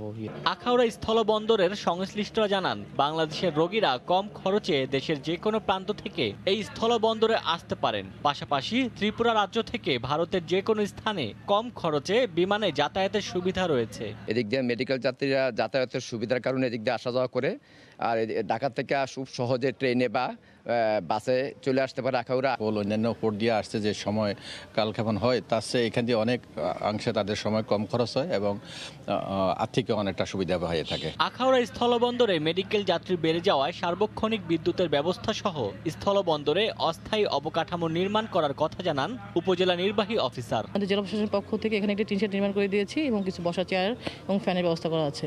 এখানে সার্বক্ষণিক বিদ্যুতের জন্য জেনারেটর ব্যবস্থা করা হয়েছে এবং সামান্য কিছু শুকনা খাবারের বিক্রির ব্যবস্থা এখানে আছে। দুদেশে ট্যুরিস্ট ভিসা চালু না হলেও প্রতিদিন আখাউড়া স্থলবন্দর দিয়ে গড়ে 200 মেডিকেল যাত্রী আসা যাওয়া করে থাকেন। লবণাক্ত হওয়ায় নোয়াখালীর হাতিয়া, সুবর্ণচর ও কোম্পানিগঞ্জ উপকূলের শত শত হেক্টর জমি এখন আর অনাবাদি পড়ে নেই। সর্জন পদ্ধতির চাষাবাদে অভিনব সাফল্য মিলেছে এসব জমিতে। একই সঙ্গে সবজি ও মাছ চাষের এই পদ্ধতি চরাঞ্চলের চাষিদের নতুন স্বপ্ন দেখাচ্ছে। স্বল্প পুঁজিতে বেশ লাভ হওয়ায় দিন দিন এই পদ্ধতিতে আগ্রহ বাড়ছে। নোয়াখালী থেকে সাইফুল্লাহ কামরুলের পাঠানো তথ্য ও ছবিতে রিপোর্ট। সর্জন মূলত ইন্দোনেশিয়ার একটি চাষাবাদ পদ্ধতি। বর্ষার আগে লবণাক্ত জমি থেকে মাটি তুলে উঁচু করে আড়া তৈরি করা হয়। আড়ার ফাঁকে 5 থেকে 7 ফুট গভীর নালা তৈরি করে জমিতে চাষের উপযোগী করা হয়। তার উপরে ঝাঁক তৈরি করে তাতে করলা, শশা, বরবটি, ঝিঙা, চিচিঙ্গা, মিষ্টি কুমড়া ও লাউ চাষ করা হয়। আর ঝাঁকের নিচের পানিতে চাষ করা হয় তেলাপিয়া, রুই, কার্প সহ নানা প্রজাতির মাছ। এ পদ্ধতিতে বর্ষা মৌসুমেও যেমন ফলন ভালো হয়, তেমনি শুষ্ক মৌসুমেও পানি না থাকলে নালা থেকে পানি তুলে চাষাবাদ করা যায়। এখনকার মনে করেন শাকসবজির চাষ করি উপরে, আর ভিতরে মনে করেন মাছের চাষ চলে। 30,000 টাকার মতন খরচ গেছে। ধরেন আমার অন্তত পক্ষে 1 লক্ষ টাকা বেচা হয়েছে। নদী ভাঙা যদি বন্ধ থাকতো, বুঝলেন, আমরা আরো লাভবান করে চাষ করতে পারতাম। এ পদ্ধতির চাষাবাদে অভিনব সাফল্য মিলেছে নোয়াখালীর উপকূলীয় শত শত হেক্টর জমিতে। হাতিয়া, সুবর্ণচর ও কোম্পানিগঞ্জের উপকূলীয় অঞ্চলের মাটি লবণাক্ত হওয়ায় জমিগুলো অনাবাদি পড়ে থাকত, কিন্তু এখন সে চিত্র পাল্টে গেছে। সর্জন পদ্ধতি ব্যবহার করায় সবুজে ছেয়ে গেছে প্রতিটি এলাকার জমি। করলা বা চিচিঙ্গা এটি করতে আছি আমরা, করে বাজারজাত করতে আছি। মনে করেন আমরা আজকে 6-7 বছর ধরে খুবই লাভবান। বর্তমানে মাছও তো বেশি আলাদা, 60,000 টাকা, বিভিন্ন কোনো খাটনি নেই এটির মধ্যে। আমি 3 একর জমি চাষ করছি, আমার 75,000 টাকা খরচ হয়েছে, আমার বেচা নামছে 2,10,000 টাকা। প্রতি একর জমিতে 1 লাখ টাকার সবজি এবং 1.5 লক্ষ টাকার মাছ উৎপাদন করতে পারায় এ পদ্ধতিতে স্থানীয়দের আগ্রহ বাড়ছে প্রতিদিন। কৃষি বিভাগ বলছে আগামী মৌসুমে সর্জন পদ্ধতিতে চাষাবাদ আরও বাড়ানোর বিষয়ে কাজ করছেন তারা। পানির নিচে জমিটা থাকে, কোনো বসা করার সুযোগ থাকে না, লবণাক্ত থাকে, সেখানে সর্জন পদ্ধতিতে চাষ করলে উপরে মাচায় সবজি হয়, লবণাক্ত পানি কাটে লবণ দূর হয়ে যায়, নিচে পানি থাকে এবং মাছের চাষ করা যায়। কৃষি অধিদপ্তরের তথ্য মতে চলতি মৌসুমে জেলায় 2071 হেক্টর জমিতে সর্জন পদ্ধতিতে সবজি ও মাছ চাষ করা হয়েছে। সময় সংবাদ, নোয়াখালী। নওগাঁর পাইকারি মাছের আড়তে সব ধরনের মাছের দাম কেজিতে 20 থেকে 30 টাকা পর্যন্ত বেড়েছে। ক্রেতারা বেশি বললেও খুশি মৎস্য চাষিরা। এই মুহূর্তে সান্তাহার বাইপাস পাইকারি মাছের আড়তে আছেন সহকর্মী এম আর রকি। যাব তার কাছে। রকি, আশপাশের এই আত্রাই, রানীনগর, মহাদেবপুর এবং বিভিন্ন প্রান্ত থেকে কিন্তু যারা মাছ চাষি এই মাছ নিয়ে আসছেন ভোর সকালে। এই মাছগুলো কিন্তু তারা পাইকারি আড়তে তোলার পর বেশ জমজমাট একটি কারবারের মাধ্যমে কেনা বেচা চলছে। তবে গেল এক সপ্তাহের ব্যবধানে আমরা এই আড়তে যা লক্ষ্য করছি তা হলো প্রতিটা মাছের প্রতি কেজিতে 20 থেকে 30 বা 40 টাকা দর বৃদ্ধি পেয়েছে। বিশেষ করে দেশীয় চাষ করা মাছের দরটা কিছুটা বেড়েছে। তবে দীর্ঘদিন পর এরকম একটি মাছের দর অনেকটা উজ্জীবিত করেছে এখানকার যারা মাছ চাষি। তারা বলছেন যে অনেক তারা আসলে এতদিন যে মাছগুলো চাষ করেছিলেন সেই চাষের ক্ষেত্রে মাছের খাদ্যের দরের তুলনায় কাঙ্ক্ষিত দরটা তারা পাচ্ছিলেন না। তবে এখন যে বিষয়গুলো আমরা দেখতে পাচ্ছিলাম, দেশীয় মাছ বিশেষ করে নদী জলাশয় থেকেও মাছ আসছে এবং পুকুরের চাষ করা মাছের সরবরাহটা কিছুটা কম, কিন্তু সেই তুলনায় চাহিদার সংখ্যা কিন্তু বেশি এবং ক্রেতাদের উপস্থিতি ব্যাপক এখানে লক্ষ্য করা যাচ্ছে। এ কারণে প্রতি কেজি এরকম একটি দর বৃদ্ধি হয়েছে বলছেন স্থানীয় যারা মাছ চাষি। তবে আজকের বাজার আমরা যেটা এখানে লক্ষ্য করছিলাম, প্রতি কেজি রুই এখানে বিক্রি হচ্ছে 180 থেকে 200 টাকা। অন্যদিকে কাতল যেগুলি রয়েছে কেজির উপরে, সেই মাছগুলো কিন্তু বিক্রি হচ্ছে 220 টাকা পর্যন্ত। এবং স্থানীয় যেসব পুকুরে চাষ করা মাছ, বিশেষ করে পাঙ্গাস, সিলভার কাপ, এই জাতীয় মাছের দর কিন্তু বিগত দিনগুলোতে আমরা লক্ষ্য করছিলাম প্রতি কেজি 80 থেকে 85 টাকা বিক্রি হচ্ছিল। তবে আজকে বা গত এক সপ্তাহের ব্যবধানে এসব মাছ কিন্তু 115, 120 টাকা কেজিতে তারা বিক্রি করতে পারছেন। স্থানীয় মাছ চাষিরা কিন্তু বাণিজ্যিক ভাবে এই মাছগুলোর দিকে বেশি ঝোঁকেন, কারণ এই মাছের তারা মুনাফাটা বেশি প্রত্যাশা করে এই মাছগুলো চাষ করে থাকেন। এবং দীর্ঘদিন পর আসলে তাদের এই যে একটা বাজার ব্যবস্থা অনেকটা চাঙ্গা ভাব আমরা এখানে লক্ষ্য করছিলাম। যারা মাছ চাষিরা অনেকদিন তারা বলছিলেন যে তাদের যে পরিমাণ খরচ হচ্ছে সেই তুলনায় কিন্তু তারা দরটা পাচ্ছিলেন এবং এই না পাওয়ার কারণে আর্থিকভাবে তারা একটা ক্ষতির মুখে ছিলেন। তবে হঠাৎ করে এরকম গেল 10-15 দিনের ব্যবধানে মাছের যে দর, এই দর বৃদ্ধি হওয়ার কারণে সাধারণ ক্রেতাদের ভিতরে কিন্তু এক ধরনের অস্বস্তি লক্ষ্য করছে। তারা বলছেন যে বিগত দিনগুলোতে তারা বেশ সস্তায় মাছ পেয়েছিলেন, কিন্তু এখন এসে যে মাছটা তারা এখানে কিনতে আসছেন পাইকারি এই আড়তগুলোতে, এই আড়ত থেকে কিন্তু আবার প্রান্তিক পর্যায়ে যেসব হাট রয়েছে বা শহরের হাটগুলোতে স্থানীয় ছোট পাইকাররা কিন্তু তারা নিয়ে যায় বিক্রি করে থাকেন। তো চড়া দামে এই মাছ এখন কিনতে হচ্ছে সাধারণ ক্রেতাদের। একদিকে এই মাছের বাজার ব্যবস্থা অধিক হওয়ার কারণে কিন্তু ক্রেতাদের ভিতরে আমরা যেটা লক্ষ্য করছিলাম, বেশ তারা বলছেন যে হঠাৎ করে দাম বৃদ্ধিতে কিছুটা হলেও তাদের আয় ব্যয়ের সঙ্গে একটা ব্যাহত হচ্ছে, সামঞ্জস্য থাকছে না। তবে আড়তগুলোতে দেশীয় মাছের সরবরাহটা ব্যাপক এখানে লক্ষ্য করা যায়। বিশেষ করে নদী জলাশয় থেকে ছোট মাছ যেসব রয়েছে এই মাছগুলোর উপস্থিতি কিন্তু এখানে বেশ লক্ষ্য করা যাচ্ছে এবং সব ধরনের মাছের দরই কিন্তু বেশি। এ কারণে দরের জায়গাটায় যেমন সাধারণ যারা চাষি তারা যেমন লাভবান হচ্ছেন, অন্যদিকে কিন্তু মাছ চাষিদের ক্ষেত্রে খাদ্যের যে দর, এই দরের জায়গাটা কিন্তু দীর্ঘদিন ধরে তারা বলছিলেন যে পরিমাণ খাদ্যের দর বেড়েছে সেই তুলনায় কিন্তু কাঙ্ক্ষিত দর তারা পাচ্ছিলেন এবং এই দর এতদিনে তারা আশা করছিলেন যে একটা প্রত্যাশিত দর না পেলে তারা কিন্তু আর্থিকভাবে ক্ষতির মুখে পড়বেন। তার কি বিষয়ে জানি নাকি নওগাঁ জেলায় কিন্তু জেলার মৎস্য বিভাগের পরিসংখ্যান বলছে এই জেলায় উৎপাদনের দিক থেকে কিন্তু প্রায় 22,000 মেট্রিক টন বার্ষিক অধিক উৎপাদন হয়ে থাকে। প্রায় 90,000 মেট্রিক টন বাৎসরিক মাছ তারা এই জেলায় উৎপাদন করে থাকেন এবং প্রায় 76,000 মেট্রিক টন চাহিদা রয়েছে, কিন্তু বাড়তি 20,000 মেট্রিক টন উদ্বৃত্ত মাছ চাষ এই জেলায় কিন্তু অধিক আগ্রহ তৈরি করেছে এবং পুকুর জলাশয়গুলোতে কিন্তু ব্যাপক বিনিয়োগ করছেন ছোট ছোট প্রান্তিক যারা মাছ চাষি বা খামারি রয়েছেন। তো এই ব্যাপক বিনিয়োগের জায়গা থেকে কিন্তু তারা সুফলটা নেওয়ার ক্ষেত্রে বরাবরই যে বিষয়টা বলছিলেন যে এতদিন আসলে মাছের একটা প্রত্যাশিত দর না পাওয়ার কারণে অনেক মাছ চাষি কিন্তু আর্থিকভাবে ক্ষতির মুখে পড়েছেন এবং বিভিন্ন সংস্থা থেকে তারা কিন্তু ঋণ সহায়তা নিয়ে এই মাছ চাষ করে থাকেন এবং ছোট ছোট জেলে যারা আসলে মাছের উপর নির্ভরশীল মাছ জেলে সম্প্রদায় কিন্তু এই মাছ বাজার ব্যবস্থাকে তাদের এই বর্তমান বাজারের সঙ্গে একটা সামঞ্জস্যতা তারা আশা করছেন এবং অনেকদিন পর এই বাজারটা তাদেরকে কিছুটা হলো আর্থিক ক্ষতি কাটিয়ে ওঠার একটা স্বপ্ন দেখাচ্ছে। তবে দেশীয় যেসব চাষ করা মাছ রয়েছে, বিশেষ করে সিলভার কাপ, রুই, কাতল এবং পাঙ্গাস জাতীয় মাছের কিন্তু উৎপাদন এ জেলায় অধিক হচ্ছে বিগত দিনগুলো থেকে। এ কারণে কিন্তু সার্বিকভাবে মাছের বাজার ব্যবস্থায় সাধারণ যারা মাছ চাষী তারা বেশ খুশি, তবে ক্রেতাদের ভিতর কিছুটা হঠাৎ দর বৃদ্ধির কারণে আমরা অস্বস্তি লক্ষ্য করছিলাম। তো সব মিলিয়ে জমজমাটে কারবার কিন্তু ভোর সকাল থেকে কিন্তু বেলা 10টা পর্যন্ত এই সাঁতার বাইপাস আড়ত থেকে দেশের বিভিন্ন প্রান্তে কিন্তু সরবরাহ করা হয়ে থাকে। রাজধানী সহ বিভিন্ন জায়গায় কিন্তু এসব মাছ এখান থেকে প্রক্রিয়াজাত করে তারা সরবরাহ করে নিয়ে যান এবং ছোট ছোট যারা ব্যাপারী রয়েছেন তারা এখান থেকে কিনে আড়তগুলোতে, স্থানীয় শহরের হাটগুলোতে তারা কেনা বেচা করেন। এমদাদ এই ছিল নওগাঁ এই বাইপাস আড়তে মাছ বেচা কেনার খবর আমার কাছে।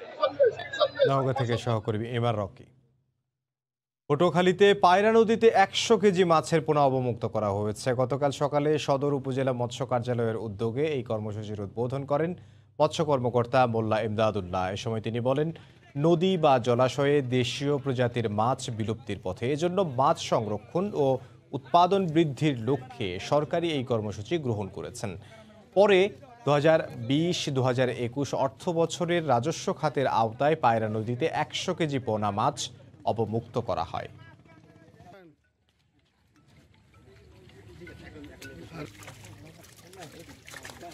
পটুয়াখালীতে বঙ্গোপসাগরের লঘুচাপের কারণে পায়রা বন্দরে 3 নম্বর স্থানীয় সতর্ক সংকেত দেখিয়ে যেতে বলা হয়েছে। উত্তর পশ্চিম বঙ্গোপসাগর ও তৎসংলগ্ন উপকূলীয় এলাকায় সৃষ্ট লঘুচাপটি ঘনীভূত হয়ে একই এলাকায় অবস্থান করছে। এর প্রভাবে কুয়াকাটা সংলগ্ন সাগর বেশ উত্তাল রয়েছে। বাতাসের গতিবেগ কিছুটা বৃদ্ধি পেয়েছে। উপকূলীয় এলাকায় থেমে থেমে মাঝারি থেকে ভারী বৃষ্টিপাত হচ্ছে। ঝোড়ো হাওয়া বয়ে যাওয়ার শঙ্কায় চট্টগ্রাম, কক্সবাজার, মোংলা ও পটুয়াখালীর পায়রা বন্দরকে 3 নম্বর সতর্ক সংকেত দেখানো হয়েছে। মাছ ধরার ট্রলার সহ উপকূলের কাছাকাছি থেকে চলাচলের জন্য পরামর্শ দেওয়া হয়।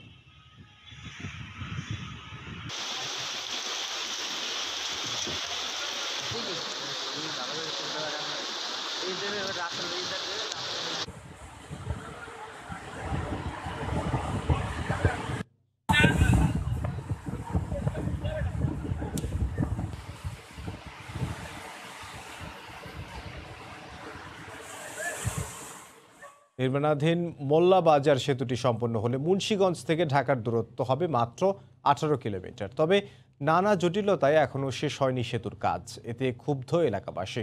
এ বিষয়ে বিস্তারিত জানবো। এই মুহূর্তে কেরানীগঞ্জের মোল্লাবাজার এলাকায় আছেন সহকর্মী নাসিরউদ্দিন উজ্জ্বল। সরাসরি যাব তার কাছে। উজ্জ্বল,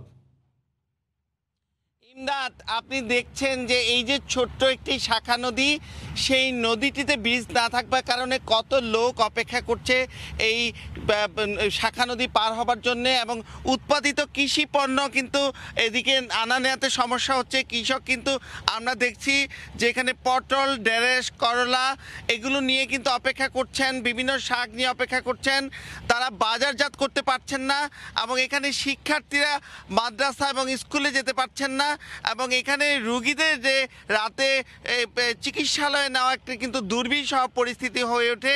এবং এই যে সেতুটি, সেটি কিন্তু 3 বছরের বেশি সময় আগে কার্যাদেশ দেওয়া হয়েছে, এবং 33 কোটি টাকা ব্যয়ে 252 মিটার দীর্ঘ যে সেতুটি স্থানীয় সরকার প্রকৌশলী অধিদপ্তর করছে। এই কেরানীগঞ্জের উপজেলা প্রকৌশলী আমাদেরকে জানিয়েছেন গেল প্রায় 6 মাসে কিন্তু অগ্রগতি 0%, 32% অগ্রগতি 6 মাস আগে ছিল, এখনও কিন্তু সে অবস্থায় চলছে। এবং ঠিকাদারি প্রতিষ্ঠান এই কাজ যথাযথভাবে না করবার কারণে এর আগে কিন্তু তাদের যে 2 বছরের কার্যাদেশ দেওয়া হয়েছিল সেটি পার হয়ে যাওয়ার পরে আবার নতুন কার্যাদেশ দেওয়া হয়েছে, সেটিও কিন্তু যথাযথভাবে করছে না। সেজন্য তারা চূড়ান্ত নোটিশ দিয়েছেন, এবং এই ঠিকাদারকে এই দায়িত্ব থেকে অব্যাহতি দিয়ে নতুন ঠিকাদার নিয়োগ করার প্রক্রিয়া চলছে বলে তারা জানিয়েছেন। কিন্তু এইদিকে মানুষের দুর্ভোগের কিন্তু সীমা নেই। এবং এই আপনি যেমনটি বলছিলেন যে রাজধানী ঢাকা থেকে মুন্সিগঞ্জের দূরত্ব কিন্তু এই উদ্ভাবনী সড়ক দিয়ে মাত্র 20 মিনিটে পৌঁছা যাবে, এবং সেখানে মাত্র 18 কিলোমিটার দূরত্ব। বাধা শুধু এই ছোট্ট একটি সেতু, এবং এই দীর্ঘ বছরের পর বছর ধরে এই সেতুটি কেন নির্মিত হচ্ছে না, এটি কাজ কেন সম্পন্ন করা যাচ্ছে না, সেটি কিন্তু এখানে উপস্থিত যারা আছেন বারবার তারা নানা রকম কথা বলছিলেন। এবং এখানে যারা দায়িত্বশীল আছেন তাদের আসলে দায়িত্বটা যথাযথভাবে পালন করছেন না বলে এই সমস্যাটি হচ্ছে। এবং এতে যেমন মুন্সিগঞ্জের 10 লাখের বেশি মানুষ উপকৃত হতো এই বৃষ্টি হলে সরাসরি যোগাযোগের ক্ষেত্রে, এই অঞ্চলের আর্থসামাজিক অবস্থায় কিন্তু আমূল পরিবর্তন ঘটতে পারত। কারণ এই যোগাযোগ ব্যবস্থা এবং যানজট ঠেলে রাজধানী ঢাকার একাংশ এবং নারায়ণগঞ্জের একাংশ যে চরম যে অসহনীয় যান মুন্সিগঞ্জবাসীর আসতে হচ্ছে, চলাচল করতে হচ্ছে, এবং এই আছেন তাদের যে কত রকমের সমস্যা হচ্ছে সেগুলো কিন্তু আমাদেরকে বলছিলেন। এবং এইখানে যে বিভিন্ন কারণে যে তারা বলছেন, অজুহাত দেখাচ্ছেন যে এই সেতুটির ব্যাপারে, এবং কর্তৃপক্ষ বলছেন এই সেতুর পাশে কিন্তু একটি ভায়াডাক্ট প্রকল্প গ্রহণ করেছে, সেটি 15 কোটি টাকা ব্যয়ে সেটি টেন্ডার প্রক্রিয়া শুরু হচ্ছে। এবং এই যে সেতু সেটি যথা সময়ে যে শেষ করার বিষয় কিন্তু আমাদের এই এলজিডি যে স্থানীয় সরকার প্রকৌশল অধিদপ্তরের যে প্রধান প্রকৌশলী আব্দুর রশিদ খান তিনিও বলেছেন, তিনি গতকাল কিন্তু এই এলাকা পরিদর্শন করেছেন, তিনিও কিন্তু অসন্তোষ প্রকাশ করেছেন এই প্রকল্পটি নিয়ে। এবং মানুষের যে সুযোগ সুবিধা বৃদ্ধি করবার ক্ষেত্রে যেখানে কাজ করবার কথা, কিন্তু সেখানে এরকম জটিলতা এবং একটা প্রকল্পে কিন্তু অনেক কিছু বলে দিচ্ছে যে একটি প্রকল্পের কারণে মানুষের কত রকমের দুর্ভোগ হয়, কিন্তু সেই প্রকল্পটিতে ঝুলে আছে। এবং এখানে আমরা যে সেতুর কার্যক্রম এলাকাটিতে গিয়েছি, সেখানে কিন্তু আমরা কোনো কাজের তৎপরতা তেমন লক্ষ্য করিনি। এবং এখানকার যারা প্রকৌশলীরা রয়েছেন তারা বলছেন যে এটি আরও আগেই কিন্তু ব্যবস্থা নেওয়া উচিত ছিল, এবং আগে থেকে যদি একজন সক্ষম ঠিকাদারকে এখানে দেওয়া হতো বা এই কাজের ব্যাপারে যথাযথ সুপারভিশন করা হতো, তাহলে কিন্তু মানুষের এই দুর্ভোগ হতো না। এবং এই মুন্সিগঞ্জের পাশেই যে পার্শ্ববর্তী এই ঢাকার কেরানীগঞ্জের যে মোল্লাবাজার, সেখানকার এই সেতু না থাকবার কারণে মানুষের দুর্ভোগের ছিল এই সবশেষ খবর। অক্টোবর মাস থেকে বিদ্যুৎ ও জ্বালানি গ্যাসের দাম বাড়ছে। বিদ্যুৎ 29.8% এবং গ্যাসের বিল 14.4% বৃদ্ধি পাবে। গেল বৃহস্পতিবার প্রধানমন্ত্রী মারিও ড্রাগি দেশটির জ্বালানি ক্ষেত্রে 3 বিলিয়ন ইউরো ভর্তুকি দেওয়ার ঘোষণা দেন। এদিকে শীতকাল শুরু হবার আগেই জ্বালানি খরচ বাড়লে অর্থনৈতিকভাবে চাপে পড়বেন বলে দুশ্চিন্তায় প্রবাসী বাংলাদেশিরা। ভেনিস থেকে মাকসুদ রহমানের তথ্য ও ছবিতে রিপোর্ট। 1 অক্টোবর থেকে ইতালিতে বাড়ছে সব ধরনের গৃহস্থালী ও ব্যবসা প্রতিষ্ঠানের জ্বালানি খরচ। এরই মধ্যে দেশটির সরকার 3000 মিলিয়ন ইউরো জ্বালানি খাতে ভর্তুকি ঘোষণা করেছে। ভর্তুকির সঙ্গে সমন্বয় করে গেল 28 সেপ্টেম্বর ইতালির এনার্জি রেগুলেটরি অথরিটি এক সংবাদ বিজ্ঞপ্তিতে জানায়, 1 অক্টোবর থেকে বিদ্যুৎ 29.8% এবং গ্যাসের দাম 14.4% বৃদ্ধি পাবে। সরকার এক্ষেত্রে ভর্তুকি না দিলে দাম বৃদ্ধি 45% গিয়ে ঠেকত বলেও জানায় সংস্থাটি। সরকারের নেয়া সিদ্ধান্তের কারণে ছোট ব্যবসা প্রতিষ্ঠান ও অর্থনৈতিকভাবে দুর্বল পরিবারগুলো, যাদের আয় ইতালির নির্ধারিত জাতীয় গড় আয়ের চেয়ে কম এবং পরিবারের সদস্য সংখ্যা বেশি, তাদের জন্য সরকার বিশেষ কিছু সুবিধা দেবে বলে জানান প্রধানমন্ত্রী মারিও দ্রাঘি। দেশটিতে প্রায় 25,000-এর ওপর বাংলাদেশি ব্যবসা প্রতিষ্ঠান এবং প্রায় 2 লাখ প্রবাসী বাংলাদেশির বসবাস। জ্বালানি বৃদ্ধির ঘোষণায় সকলে অর্থনৈতিকভাবে আরও বেশি চাপের মুখে পড়বেন বলে মনে করেন প্রবাসী বাংলাদেশিরা। করোনাকালীন অক্টোবর মাস থেকে আমাদের কারেন্ট বিল এবং গ্যাস বিল 30% বৃদ্ধি পাচ্ছে। আমাদের জন্য অনেক কষ্ট হয়ে দাঁড়াবে। ব্যবসা বাণিজ্য অবস্থা বর্তমানে খুবই খারাপ, এবং এরপরে যদি আরও বিল বৃদ্ধি করে তাহলে আমাদের ছোটখাটো ব্যবসা পরিচালনা করার পক্ষে সম্ভব না। ইতালির এনার্জি রেগুলেটরি অথরিটি জানায়, গেল জুলাই মাস থেকে বিদ্যুতের খুচরা মূল্য 9% বৃদ্ধি এবং গ্যাসের মূল্য 15% বৃদ্ধি পেয়েছিল। তবে সরকার 1.2 বিলিয়ন ইউরো ভর্তুকি দেয়ায় দাম বাড়েনি। সময় সংবাদ, ইতালি। সংযুক্ত আরব আমিরাতের দুবাইয়ে এনআরবি, সিআইপি ও বাংলাদেশি ব্যবসায়ীদের নিয়ে 2 দিনব্যাপী গ্লোবাল বিজনেস সামিট অনুষ্ঠিত হচ্ছে। বুধবার এই সামিট উদ্বোধন করেন প্রবাসী কল্যাণ ও কর্মসংস্থান মন্ত্রী ইমরান আহমেদ। শিবলি আল সাদিকের রিপোর্টে বিস্তারিত। সারা বিশ্বে বাংলাদেশিদের বাণিজ্য বৃদ্ধি, বিনিয়োগ, রেমিটেন্সের সুযোগ উদ্ভাবন, ব্র্যান্ডিংয়ের লক্ষ্য নিয়ে দুবাইতে শুরু হয়েছে গ্লোবাল বিজনেস সামিট। বুধবার এই সামিটের উদ্বোধন করেন প্রবাসী কল্যাণ মন্ত্রী ইমরান আহমেদ। পরবর্তীতে রাইট টাইম নাও থাকতে পারে। আজকে যে সরকার যে বিভিন্ন অপরচুনিটি বা অপশন বা ফেসিলিটিস যা দিয়েছে, সেটা কিন্তু কাজ লাগাবার সময় ইজ নাও। এই অনুষ্ঠানে উপস্থিত ছিলেন বাণিজ্য মন্ত্রী টিপু মুর্শি। এছাড়াও একাধিক কূটনৈতিক কর্মকর্তা সহ বিশ্বের 32টি দেশের প্রায় 2 শতাধিক বাংলাদেশি ব্যবসায়ী নেতা এবং বেশ কয়েকটি ব্যবসায়ী সংগঠনের শীর্ষ নেতারা সামিটে উপস্থিত ছিলেন। আপনাদের টাকায় আমরা চলছে, দেশ চলছে, অর্থনীতি আজকে সচল হয়েছে। যে দুটো খাত তার প্রথম স্থানে আপনারা বিদেশ থেকে পান, আপনারা এবং যারা কাজ করে যাচ্ছে, যারা কাম করেছে, সব মিলিয়ে আমরা আজকে অর্থনীতির নতুন চেহারা দেখছি। বুধবার সকাল 10টা থেকে শুরু হওয়া এই গ্লোবাল সামিটে বিশ্বের বিভিন্ন দেশে বাংলাদেশের বাণিজ্য সম্ভাবনার পাশাপাশি ঘাটতি প্রসঙ্গেও আলোচনা হয়। সামিটে দুবাই এক্সপোকে কাজে লাগিয়ে বাংলাদেশের বাণিজ্য প্রসার কিভাবে জোরদার করা যায় তা নিয়ে ব্যবসায়ী ও সরকারকে কৌশলী হওয়ার আহ্বান জানানো হয়েছে। শিবলি আল সাদিক, সময় সংবাদ, সংযুক্ত আরব আমিরাত। মার্কিন প্রেসিডেন্ট জো বাইডেন এবং ব্রিটিশ প্রধানমন্ত্রী বরিস জনসন সহ বিশ্ব নেতাদের উপহাস করেছেন সুইডিশ অ্যাক্টিভিস্ট গ্রেটা থানবার্গ। জলবায়ু পরিবর্তন মোকাবেলায় বিশ্ব নেতাদের প্রতিশ্রুতিকে ফাঁকা বুলি হিসেবে অভিহিত করেন তিনি। ইতালির মিলান শহরে আয়োজিত ইয়ুথ ফর ক্লাইমেট সমাবেশে একথা বলেন গ্রেটা। স্থানীয় সময় মঙ্গলবার ইউথ ফর ক্লাইমেট সমাবেশ আয়োজন করা হয় ইতালির মিলান শহরে। সমাবেশে অংশ নিয়ে মার্কিন প্রেসিডেন্ট জো বাইডেন এবং ব্রিটিশ প্রধানমন্ত্রী বরিস জনসন সহ বিশ্ব নেতাদের উপহাস করেন সুইডেনের আলোচিত পরিবেশবাদী আন্দোলনের পরিচিত মুখ Greta Thunberg. There is no planet B. There is no planet blah. Blah blah blah. Blah blah blah. This is not about some expensive, politically correct green act of bunny hugging or blah, blah, blah. Build back better, blah, blah, blah. Green economy, blah, blah, blah. Net zero by 2050, blah, blah, blah. Net zero by 2050, blah, blah, blah. Net zero, blah, blah, blah. Climate neutral, blah, blah, blah. জলবায়ু পরিবর্তন মোকাবিলায় বিশ্ব নেতাদের প্রতিশ্রুতিকে ফাঁকা বুলি হিসেবে অভিহিত করেন Greta. সমাবেশে তিনি বলেন, বিগত 30 বছরে নেওয়া সব জলবায়ু পদক্ষেপই অকার্যকর হয়েছে। যে ধরনের পদক্ষেপ নেওয়া হয়েছে তা পর্যাপ্ত নয় বলেও মন্তব্য করেন তিনি।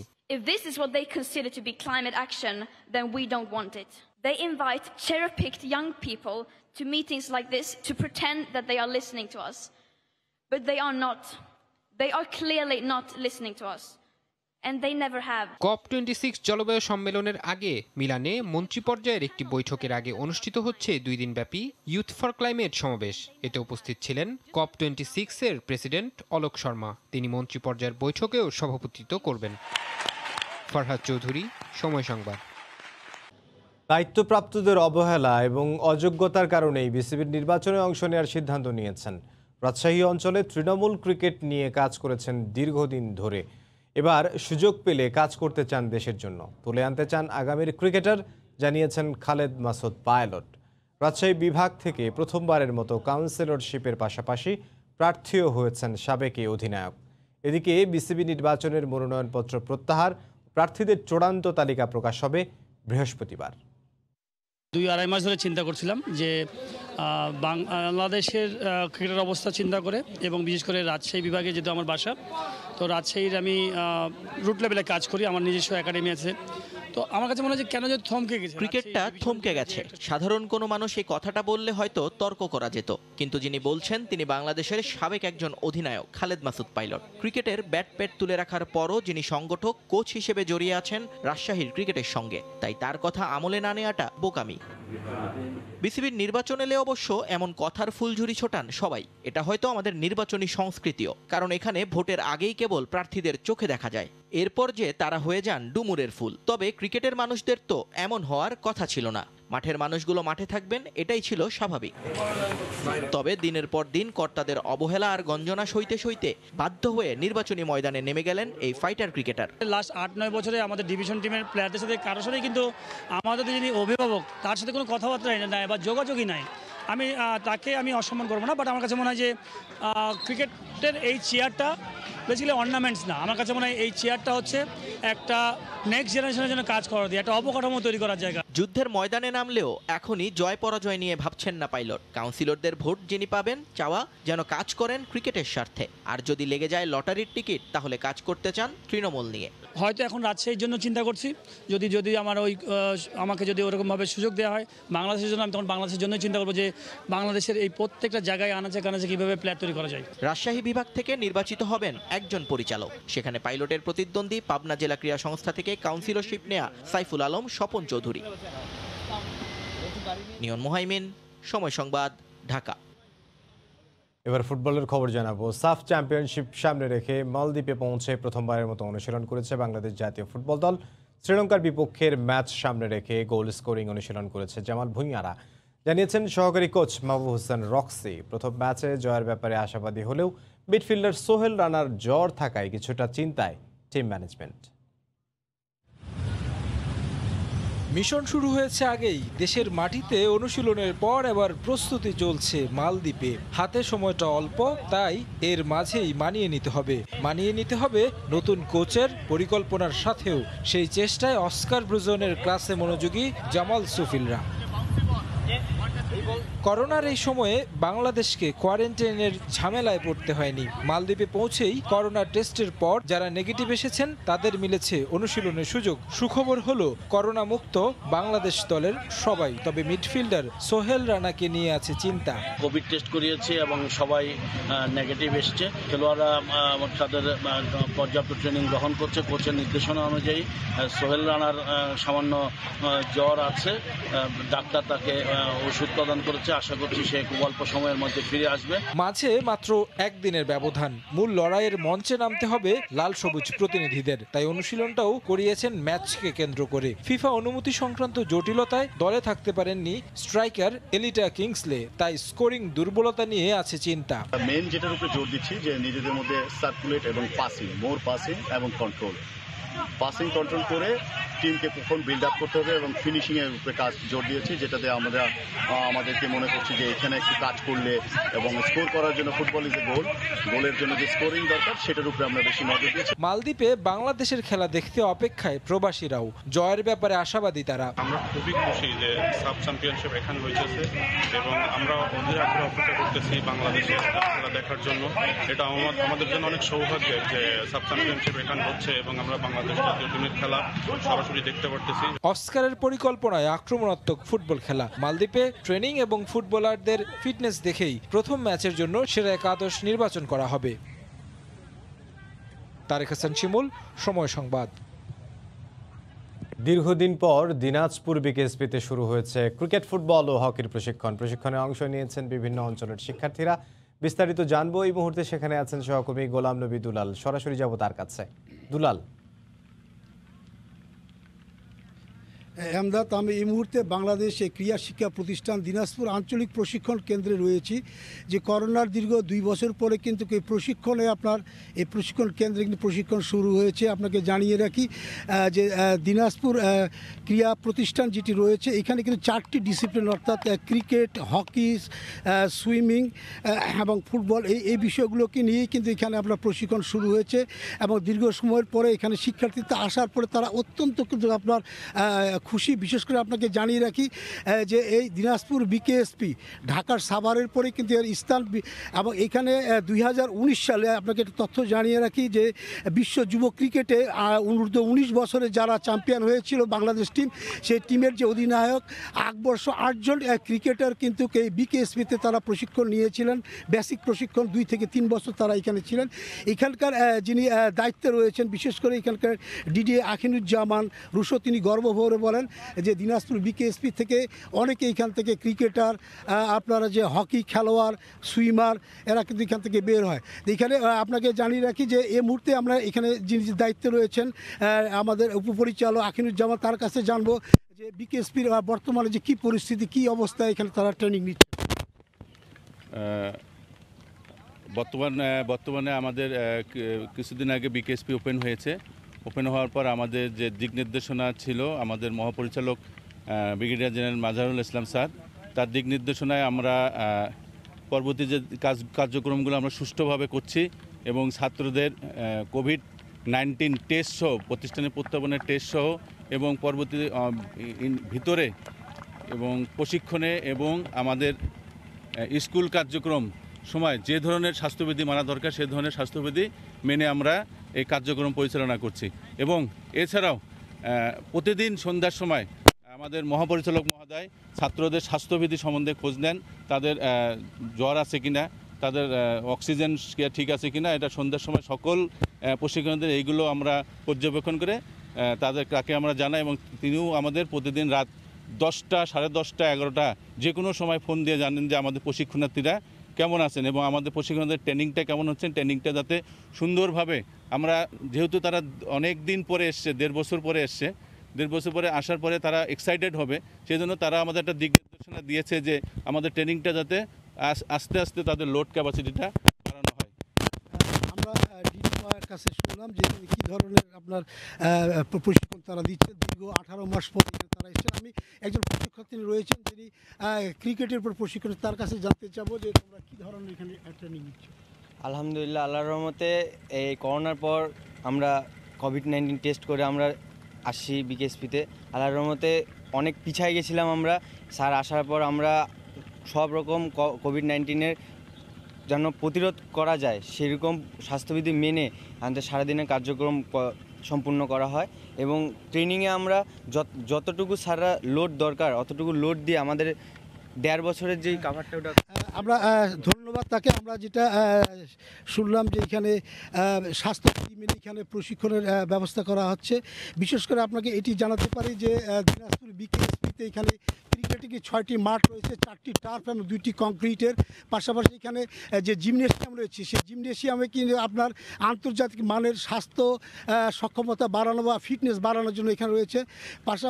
পাশাপাশি আপনার আরেকটি যে বিষয়টা আপনাকে জানাতে পারি যে এখানে যে 5 জন কোচ রয়েছেন বিভিন্ন ইভেন্ট বা ডিসিপ্লিনে, তারা কিন্তু অত্যন্ত প্রশিক্ষিত। তারা সকাল থেকে আবার বিকাল পর্যন্ত তারা পর্যায়ক্রমে তারা এটা প্রশিক্ষণ দিচ্ছেন। দিনাজপুর এই যে বিকেএসপিতে আপনার মোট 186 জন শিক্ষার্থী এখন আপনার প্রশিক্ষণ নিচ্ছে। পাশাপাশি এখানে শিক্ষারও কিন্তু ব্যবস্থা করা রয়েছে। তো আমার কাছ থেকে দিনাজপুর বিকেএসপি থেকে সর্বশেষ এই ছিল এমদাদ। দিনাজপুর থেকে সহকর্মী গোলাম। ঋতু বৈচিত্র্যের এদেশে আর আগের মতো আর চোখে পড়ে না ষড়ঋতুর পালাবদল, তবে নিজের অপরূপ সৌন্দর্য নিয়ে ঠিকই ধরা দেয় শরৎ।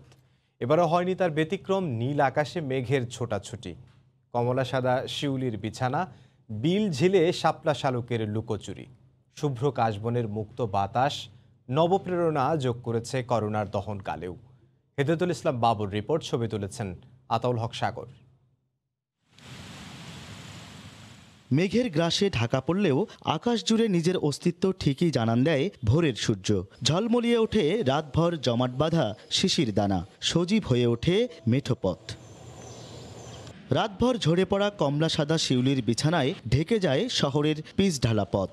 ঘুম কাতুরে শহরবাসী জেগে ওঠার আগেই দেবদেবীর সন্তুষ্টির আশায় পূজারীদের কোচা ভরে শিউলি চলে যায় পুজোর বেদিতে। এরই মধ্যে প্রায় সবটুকু উত্তাপ ছড়িয়ে প্রখর রোদে অস্তিত্ব জানান দেয় সূর্য। আকাশ জুড়ে মেঘ রোদ্দুরের লুকোচুরি, কখনো কখনো ঝিরঝিরি হাওয়ার সাথে প্রশান্তি নিয়ে হাজির হয় শুভ্র মেঘের রথ। মধ্য দুপুরে বিলঝিলে লজ্জাবতীর মতো নিজেকে গুটিয়ে নেয় শাপলা, তারপরও সেখানে লুটোপুটি খায় শিশুদের শৈশব। ততক্ষণে আর কাশবনের ডাক উপেক্ষার সাধ্যকার। নৌকার ছোঁয়ের উপরে উদাস হাওয়ায় কালো কেশ উড়িয়ে নদ নদী পাড়ি দিয়ে কাশবনে ছুটে চলে গ্রাম শহরের নানা বয়সী মানুষ। মেঘের সামিয়ানার তলে বালুচরে দোল খায় শুভ্র কাশবন। কাশফুলের ছোঁয়ায় হারিয়ে যায় নানা বয়সী মানুষ। ভালো লাগার অনুভবে যোগ হয় সাদা বকের শাড়ি। আকাশের সাথে মিশে যাওয়া, এই যে এত সুন্দর প্রকৃতির, আমার মনে হয় কাশফুলের চেয়ে সুন্দর ফুল আর হয় না। পুরো চরে এখনো সূর্য জ্বলে গেছে কিন্তু লাইটটা আছে, মনে হচ্ছে কি এক জাদুনগরীতে আছি। শুধু আনন্দ আয়োজনের উপলক্ষ নয়, শ্বেতশুভ্র কাশফুলের ছোঁয়ায় পরিবার সমাজের সকল কালিমাও মুছে যাবে এমন প্রত্যাশা অনেকেরই। কাশফুলের যে রং, সাদা শুভ্রতা, সেই সুন্দর সাদা মানুষ হয়ে ওঠার একটা প্রেরণা আমরা এখান থেকে পাবো। পৃথিবী আমাদেরকে এত কিছু দিয়েছে, কিন্তু আমরা ব্যস্ততার কারণে প্রকৃতির এই দেওয়া সুখ থেকে নিজেদেরকে বঞ্চিত করি। মধ্য আশ্বিনের শেষ বিকেলে কাশফুল থেকে চোখ ফেরানোর আগেই মিলিয়ে যাওয়া দিনের আলোর সাথে সাথে প্রতীক্ষা বাড়ে হেমন্ত আর নবান্নের। হেদায়েতুল ইসলাম বাবু, সময় সংবাদ, গাইবান্ধা। ভোরের সময়ের শীর্ষ সংবাদ জানিয়ে দিচ্ছে আরও একবার।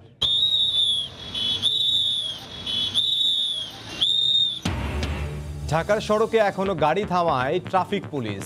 2 বছরেও চালু হয়নি 52 কোটি টাকা খরচে জাপানের রোবোটিক ইন্টেলিজেন্স সিগন্যাল। কিভাবে নিয়ন্ত্রণ হয় জানেন না খোদ প্রকল্প পরিচালক। কর্মী সেজে বাড়িতে ঢুকছে চোর, সুযোগ বুঝে স্বর্ণালংকার টাকা নিয়ে লাপাত্তা। রাজধানীতে চুরি যাওয়া 20 ভরি স্বর্ণসহ একজন গ্রেফতার। সতর্ক হওয়ার পরামর্শ পুলিশের। ওয়াসা আমাদেরকে কোনো ডিসাইড করে নাই, কোনো পানি সাপ্লাই নেই, কিন্তু নিয়মিত বিল আসতেছে। চট্টগ্রামে ওয়াসার ভুতুড়ে বিল, পানি ব্যবহার না করেও গ্রাহককে গুনতে হচ্ছে হাজার হাজার টাকা। অনিয়ম বন্ধে বসানো হয়েছে 10,000 ডিজিটাল মিটার। এই ছিল ভোরের সময়, সঙ্গে থাকুন সময়ের।